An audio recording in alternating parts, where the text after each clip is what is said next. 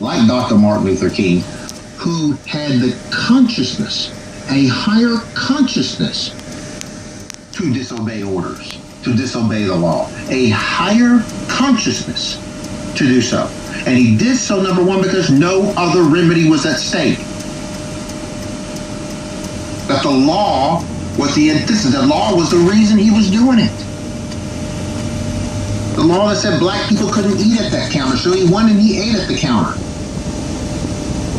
The law that says black people can't go to this school, so he defied the law and went to the school. Listen to There's this a fucking remedy in place for that flag flying over that memorial on the state ground of South Carolina, Bree. He said it's cool for Martin Luther King to break the law in order to demonstrate that black people should be able to have their rights. But if a black activist, black woman that breaks the law because she feels that a flag is racist, listen to him. Listen how this white, listen how white people talk.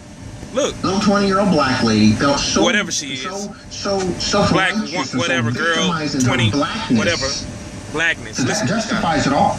I mean, that's the justification. It's her blackness. She felt so entrenched and so right in her blackness that I'm going to violate the law and pull down this flag and disobey the authority police officer and desecrate a memorial for the dead in doing so, just because I couldn't wait next week for the legislature to vote, and that would be the remedy. The blackness. This is a white guy talking about a white woman. I mean, I'm talking about a black woman and how she feels about being treated bad or treated with no rights, or that the Confederate flag is offensive to her, and because she's 20 years old, she can't help know any history of the Confederate flag or anything that it has to do with. No one looked at the facts. No one looked deeper and questioned. These guys are racist, man. These people, these white, it's a lot of white people that are super racist. You have never been black, ever. You do not know what black people go through. It is not a myth. It is not it's not for fake. It's not for play. Black people are not treated equally as white people. He said, well, they always have signs about Black Lives Matter. Yes, Black Lives Matter. He said we should have a sign that says all lives matter. You know, you are absolutely right. But guess what? It's the black people that are getting killed. It's the black people, the African Americans in this country, that are getting killed at such a high rate by police officers. If you do statistics, you are so smart. If you go and do the statistics, you know why they're saying all like Black Lives Matter, all lives matter.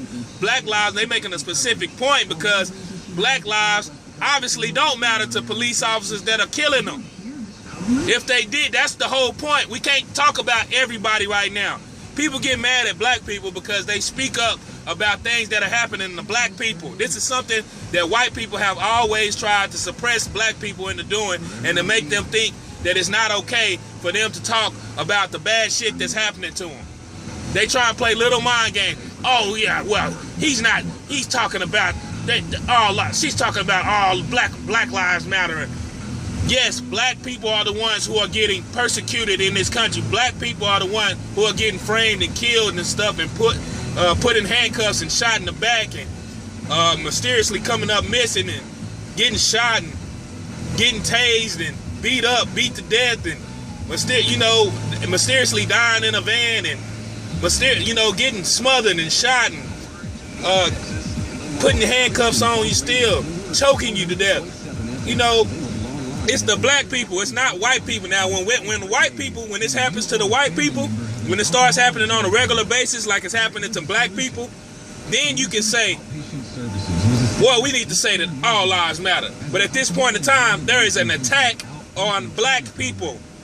There is an attack on African Americans. And the white people who don't understand it or don't want to understand it, they want to sugarcoat it. Or he was talking to this guy, I don't even know who this guy is, but he's saying, yeah, man, she's talking about she just broke the law, and she's talking about it. You know, we're just so oppressed, and because of my blackness, I should be able to do whatever I want because of my blackness. This is a white guy. This is a white man talking. Because of my blackness, I can do whatever I want. I can break any law I want. I can do anything I want because of my blackness. That's my excuses, my blackness. Oh, black people have been so oppressed because of the white man, and the white man has kept everything from us. This is the white man talking. He has no clue because he's never been a black man. He's never been a black woman. He has no clue on what has been withheld from black people, or what it feels like to be black, or what it feels like to be oppressed. Obviously. Now, if he was a white person who understood that, that'd be fine. But this guy has no clue about oppression towards black people. He wouldn't know how to deal with it. That's why I say white people, or people that talk like this, need to stay in their lane. They need to stay in their section because they have no clue about what black people go through. Don't talk and speak like you know, because you don't. I'm tired of white people that think that and they're so bold because they like it's a mentality, man. It's the mentality that they're above black people. Not all white people, of course, because I got friends that's white people. But it's some white people that think that can't get in their mind that black people were oppressed, were slaves, are oppressed, are slaves still, mentally, sometimes physically, as in, you know, going to prison and things like that. There are, if you look at America, you go to the what we call Caucasian white neighborhoods, the upper echelon, nothing wrong with them. You know, the places where these people live, the neighborhoods that the white people live in, seems to be drastically different. In every single country, in every single state, there is a discrepancy between where the white people live and where the black people live. Do you think that is strategically made, or do you think that just somehow happened? Now, mind you, we were kidnapped and brought to this country. We did not ask to come to this country.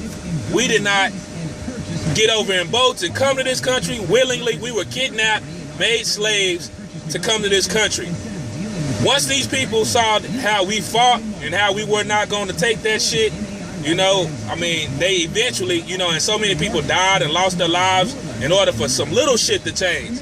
You know, just for some little shit like us being able to vote and being able to go to the same restaurant as the white people and being able to use the same restroom as white people. You know how so many people died just for those basically little common things that you would think of, that they're little and common now. But back then they were big, you know. And this country was not built by us. So we didn't construct the laws, we didn't construct the rules. The rules and laws and things and how people do things are geared to make black people shun off and not able to get ahead in life. We have to work 10 times harder than a white person. We have to work 10 times harder than some other races because we're black. And that's not cool, man. And that's not cool. And that shit is really true. It's really true. I've lived in a poverty situation. I know that it's not by choice. I know it's not by choice. It's because we did the best we could. And I'm still trying to get up out that shit. We've done the best we could to live a life, and we still at the poverty level, you know? My mom done made something good out of herself, you know, but if she's still not rich, she's still not well off. And that's not her fault.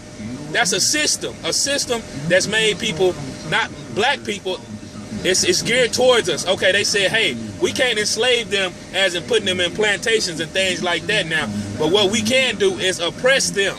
We can make it hard for them to get jobs. We can make it to where there is no money in their education systems. We can make it to where there's no money in their neighborhoods. We can make it to where they don't own a damn thing because they can't even get loans or money to get the businesses. We got all kinds of races owning our businesses everywhere in the whole damn country. And as far as our neighborhoods, when we supposed to have our neighborhoods and be grossing just like white people do, just like other races do. Black people, we have to get our own shit, but we can't be on no handout shit, because we're not gonna get that. We're not gonna get no handout shit. We haven't got it yet. We never will. We gotta go get the shit ourselves. But we need help. Everybody needs help. Fucking Donald Trump, he needed help. He done been bankrupt I don't know how many times. Shit, people have to help him. You know what I mean? You come up with your ideas, but shit, there has to be some funding towards. It's a lot of people with good ideas. You need funding. People need money to get shit off the ground, man. This is not. You can't just have. And I have a whole bunch of ideas, but I can't get shit going until I get my money. That's why I work so damn hard, because I want to own some shit. That's why I work so damn hard, man. That's why I have big goals to play basketball in the NBA and to play, you know, to do things and make talents and rap and different things in order to own some shit so we can change some shit. And the people that's got the money right now, they not doing what they need to do with it. If anybody that's worth $500 million right now, they could change the whole world. They could fucking end hunger in America. That's the shit you gotta think about, man. One person with that much money can change the whole world. But everybody's so fucking selfish, they don't want to do it. You understand? And yes, I'm very adamant about this, because this white man, he's super racist, man. And he want to talk shit about a black woman because she doesn't like the Confederate flag and she made a stand. Well, that's no different than making a stand back in the day when you sat on the front of the bus when you're supposed to sit in the back. You know, it's always been some mentality thing, like you're inferior. Black people, you're inferior. Oh, this black woman, oh, she using her blackness. That's the excuse. Blackness. That's bullshit, man. Don't ever. White people, you are not allowed to talk like this. Now, when we get on and we talk shit about white people, y'all think so badly of it. Oh, well, they just don't want to look in the mirror, man. Yes, the people, not you personally, the people that run this country, the people that have founded this country, did not want black people to succeed. That is a fucking fact. That is not a myth. That is a fucking fact. We are not that far removed from the Black Panthers getting killed everywhere. We're not far removed from Martin Luther King, Malcolm X getting killed. We're not far removed from all the black people in the whole world being oppressed in some kind of way. We are not far from that. You know, they want us to forget it. They want to brainwash us into not saying nothing or to not speak up about shit that bothers us. The Confederate flag bothers us. Get the fuck rid of it. It's time. It's new. I understand. It was for people that, you know, fought in the war, and it's for Americans and this and that. But if it, you know, just like you get rid of fucking talking about Jesus on TV, you get rid of all these other things about Christianity that bother people. We can't even say that if somebody's gay, that we don't approve of that. We can't even say that, you know. But y'all can't make that can't make no exceptions for black people, man. None. We just gotta sit back. So I'm in a tough boat because I'm black, I'm African American, and also I'm a Christian. So I'm in two badass boats, and they trying to fuck both of them. They trying to screw over Christians in this country, and they trying to screw over black people, and that's never ceased. You know what I mean? And it's a lot of house niggas out there. It's a lot of house niggas that don't want to do shit for the black community. You know what I mean? But you know, when we do get stuff, we need to branch off, man. We gotta get. It's a long ass process. It might take generations to fix, but shit, man. If we start with this generation, listen, this guy representing black people in those districts. Are you going to do something different? Or are you just going to be the same old black face elected by the same old black folks to do the same old nothing again? Nothing changes if nothing changes. And you know, we all know that definition of insanity, doing the same thing over and over and over again, expecting a different result. Right. I mean, same old black folks been representing black folks in Dallas County, southern part of Dallas County, and it's the same